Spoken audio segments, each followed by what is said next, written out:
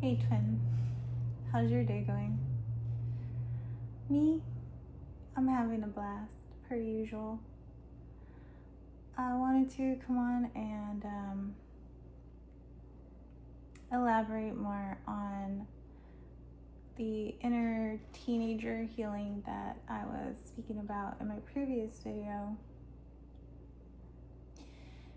because it never had even occurred to me about inner teenager healing until I saw a reading from Uncle Bronze and he had mentioned it, and I was like, okay, that is what was going on for a lot of us, for a majority of us, at awareness that especially during Scorpio season, I mean, we still have 9 or 10 days left, but until Sagittarius. I've shared some of Uncle Bronze's readings on my community tab, so be sure to check him out. He's a really great reader. You can definitely feel his emotion, his empathy, and that's definitely what I strive for in all of my readings, videos, just interactions in general in the wild. So, but a lot of times during teenage years, rejection is a huge, humiliation and rejection go hand in hand. It's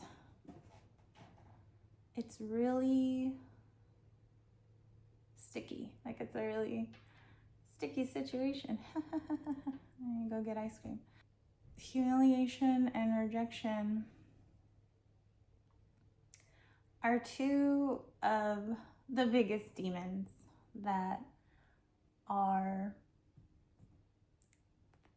hurdles of teenage years, and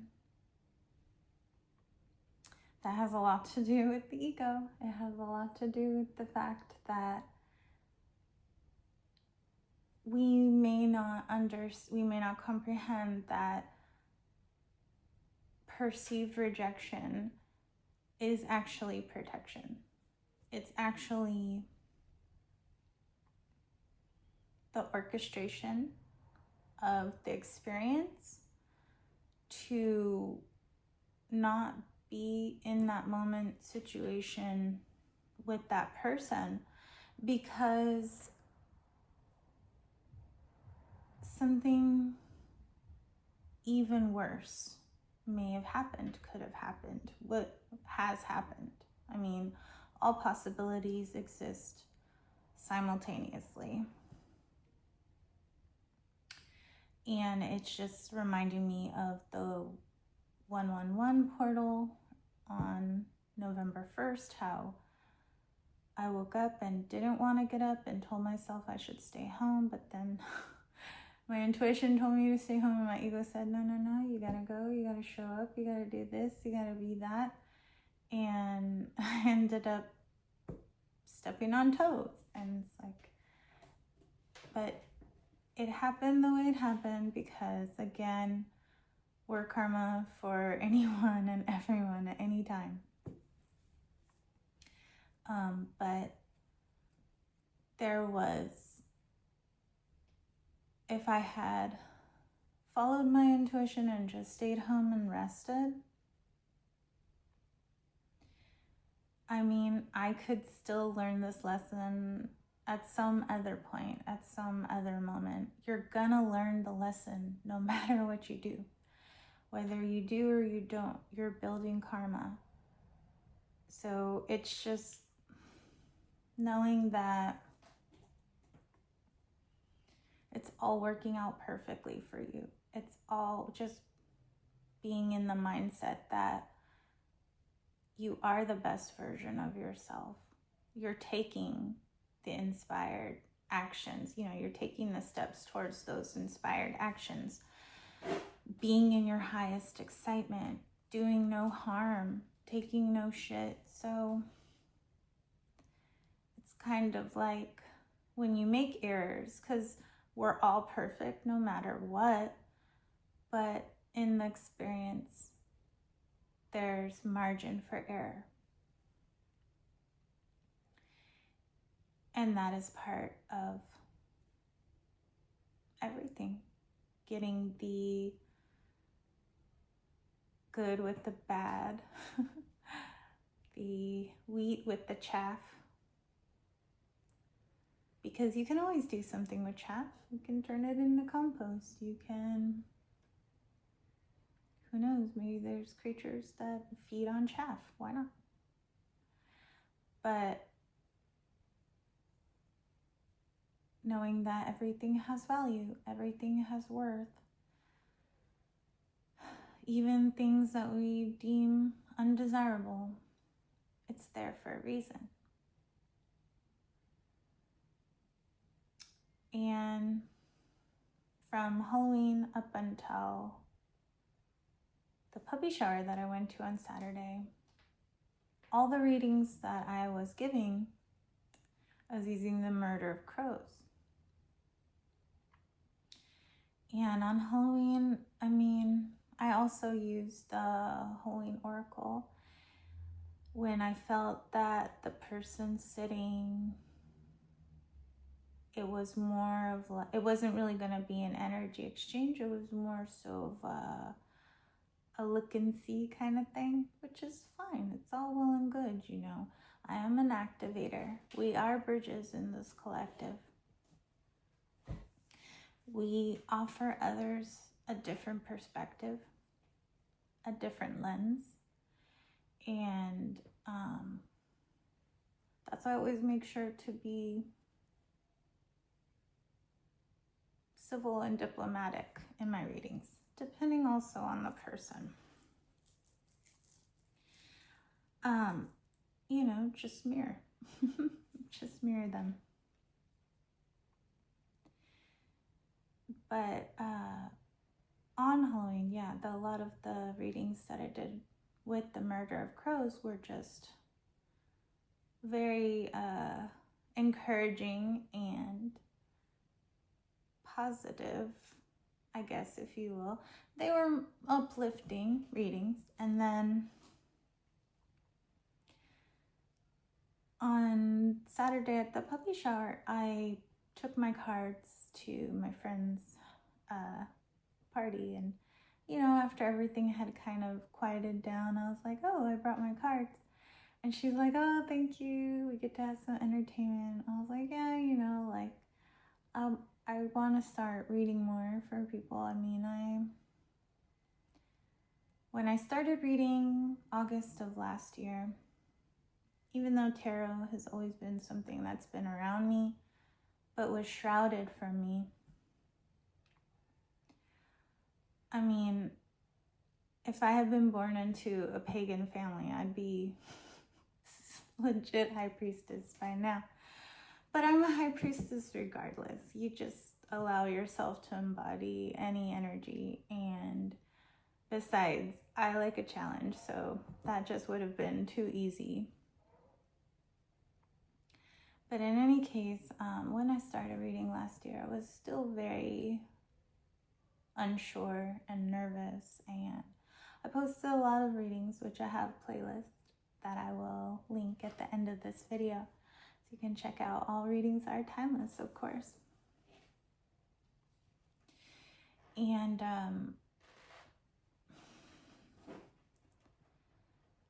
I kind of went into a sort of psychosis with it, in the sense that I allowed it to overwhelm. So I took a step back and just allowed myself to pick it back up as I see fit. I do have a Calendly, so if you are interested in personal readings, the link is in the description box. I don't say every video about that, because these, to me, these chat sessions, twin, they make my inner child so happy, and my inner teenager, because as a child, I always saw myself as being an actor, comedian, and this and that, just an entertainer, right? Brittany said there's two types of people in this world: the ones who obtain and the ones who observe. And I'm a put on the show type of girl. So, doing this really allows me to follow my highest excitement. And, it's 1, 2, 2, 2 as I looked up. But it's like, with the whole spiritual community and everything, and all the information and data and downloads and epiphanies that have come my way,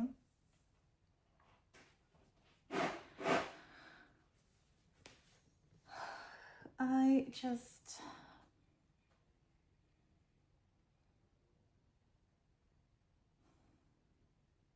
just reiterate to have fun.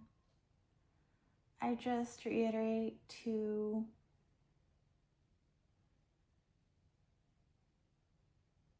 say yes to others as long as you're not saying no to yourself. And even though we are all one,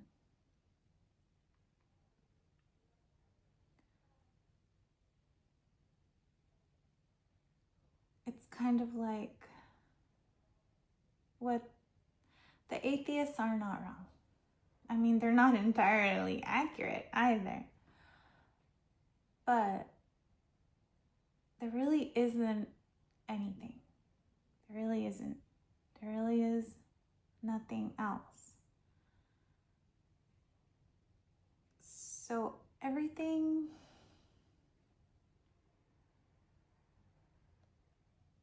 that you see and feel and hear and touch and taste and smell, you created it. The reading that I did at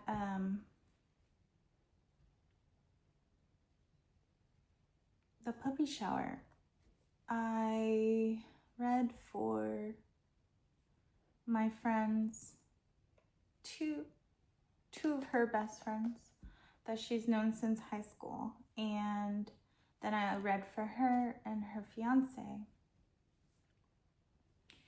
And her first friend that sat down had only had a reading before a while ago, and she just was like, just a general message. And I was like, sure, she happens to have the same birthday as me. We're not the same chronological age, but she's not that much farther off than I am. So, and it just so happens that we actually have the same name with the difference of a couple letters. But she sat down and I immediately just pulled 3 cards out, and it was the 7 of Pentacles, the 7 of Cups, and I think the last one was, what was that? It was this, oh yes, thank you, universe, it's right here on the bottom. It was the Knight of Cups. And I told her, she's a Scorpio, so she's extremely hard to read. So it was extremely when the cards came out, they were reflecting to me a lot of messages and readings that have been, downloads that I've received internally, and then readings that have come across my feed externally, affirming my intuition. I love how the 3D affirms my intuition in every moment, and I affirm the universe of my existence, as do you. But the cards were reflecting to me this message that I've been seeing. So I was like, okay, every reading is an aspect of every reader, because we are all one. And I was telling her, I was like, I'm trying not to read these cards for myself, because they're showing me something that I've been seeing. And I was asking her, because the 7 of Pentacles, I don't know, is it right here? But the 7 of Pentacles is basically a void, an absence, a longing,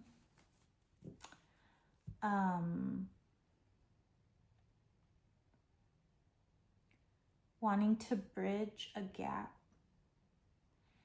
And then the 7 of Cups is about distractions, too many options. It can be. It all depends on the energy of the reading, right?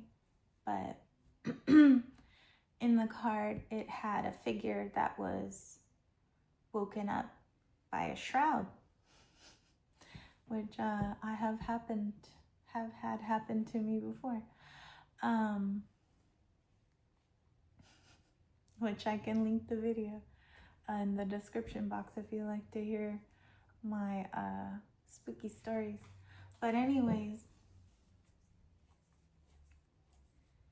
the Knight of Cups is just an extremely emotional message. It's an extremely heartfelt conversation. It's someone that can no longer gatekeep their emotions. And I told her these things. I said, there's someone formulating a way to bridge this gap, this absence, this void that they're feeling between you. And I said, they're formulating this because they are distracted by you. They're even to the point where either they can't sleep at night or they wake up because of you, thinking about you, dreaming about you. They're haunted by you. And I said, it's pushing them to the point where they can no longer hold back these emotions. They can no longer gatekeep how they feel for you.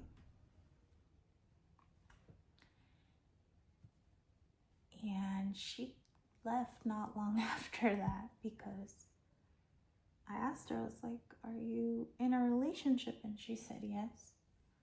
I said, how do you feel that it's going? And she said, well, it's fine. I was like, okay, well, this may not resonate for you now. I go, but by the next full moon, someone's going to tell you something. Someone's going to reach out to you. And I could ask my friend how she is, but I'll just let the information come to me in the perfect appointed moment. If it wants to, if it's ready, if it should. But her other friend, earlier in the evening, my friend had asked me, she was like, oh, you're on Bumble? I was like, yes, I was on Bumble. I go, but I have not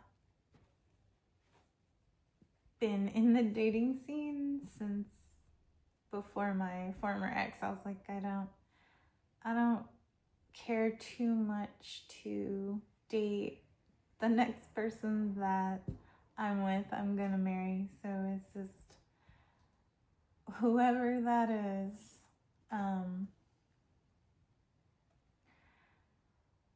They basically will come to me.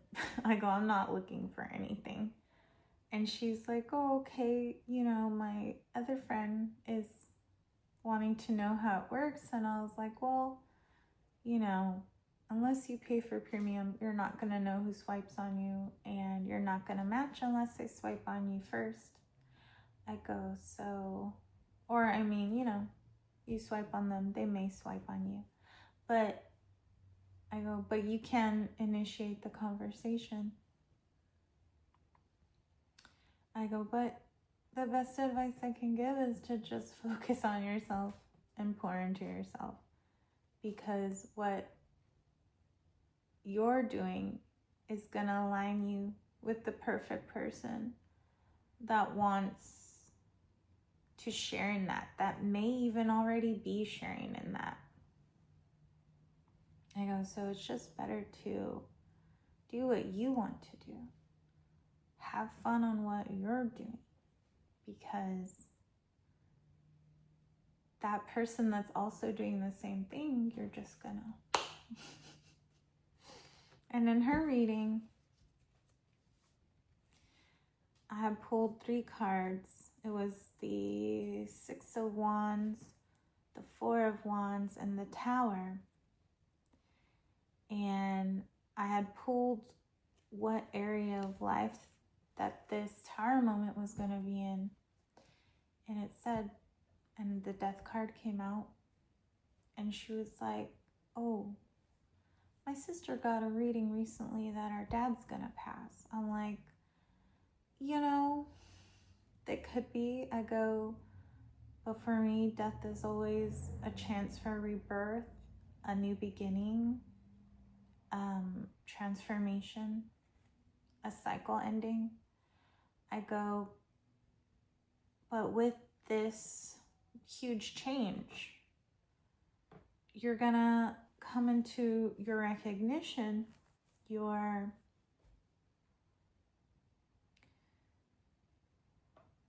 sort of glow up that's going to attract this huge moment. And she seemed very pleased with her reading. She was a little nervous. I go, it could be, you know. But I said with the Tower, because she's had many readings before, she actually gets them regularly. I said, but with the Tower, what may seem like calamity can actually be clarity. It can actually be extremely beneficial. I'm just reminded of how Bashar had mentioned that, I believe it was on some island, I can't recall where, but they had a tsunami, and after the tsunami had died away, even with the destruction, it had brought with it, I believe, like precious metal or something like that, and the village people became extremely rich because they had all that precious metal to sell. It's just knowing that everything's working out perfectly for you, knowing that even when shit hits the fan, you will find a way to scrape it off and get it all together. I feel like this video has gotten a little long, so I'm going to break it off here, twin, and I'm going to do the reading after this. So join me in that, and I'll see you there, okay? Take care. Love ya.